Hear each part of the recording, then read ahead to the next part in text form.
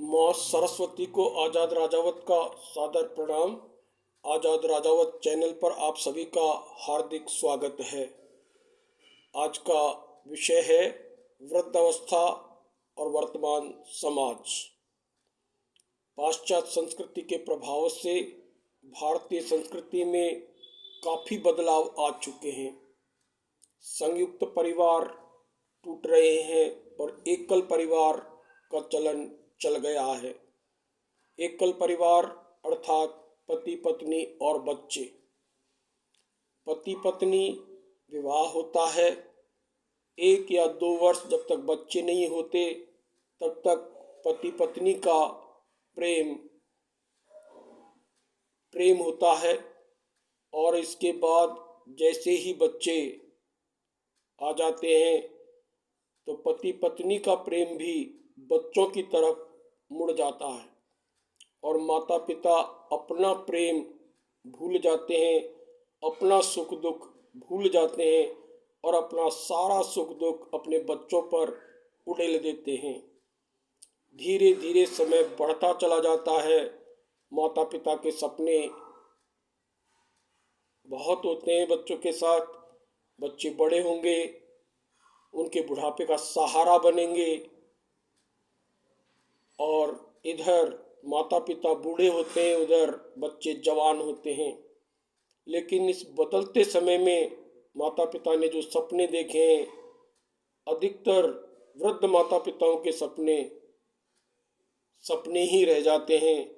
और जैसे ही वृद्धावस्था आती है, बच्चों के विवाह होते हैं, नववधु आती है, वृद्ध माता पिता का बुढ़ापा खलने लगता है। स्वाभाविक है, वृद्धावस्था में बीमारियां होती हैं, अखरने लगती हैं, और धीरे धीरे वृद्धावस्था में चिड़चिड़ापन भी आ ही जाता है। पुत्रवधू तो पुत्रवधू, धीरे धीरे पुत्र को भी माता पिता का चिड़चिड़ापन, माता पिता का दखल अच्छा नहीं लगता। माता पिता के लिए बच्चे चाहे कितने भी बड़े हों, उन्हें बच्चे ही नजर आते हैं। ऐसी स्थिति में वृद्धावस्था में वृद्धाश्रम की तरफ रुख करना पड़ जाता है। कुछ वृद्धों को आत्महत्याएं करनी पड़ जाती हैं, कुछ वृद्ध कुंठा में जीते रहते हैं। यहाँ तक भी देखा गया है कि बच्चे माता पिता पर हाथ भी उठा लेते हैं, मारपीट भी कर देते हैं। लेकिन माता पिता अपनी इज्जत के लिए, अपनी शर्म के लिए इसे भी बर्दाश्त करते रहते हैं। कितनी विडंबना है, कितनी शर्मनाक बात है। हम सबको समझना चाहिए कि जो आज बुढ़ापा उनको आ रहा है, कल हमको भी वही बुढ़ापा आना है और वही दिन हमको भी देखने हैं। हमें इस बात को नहीं भूलना चाहिए। वृद्धावस्था को झेलना कोई बड़ी विशेष बात नहीं है।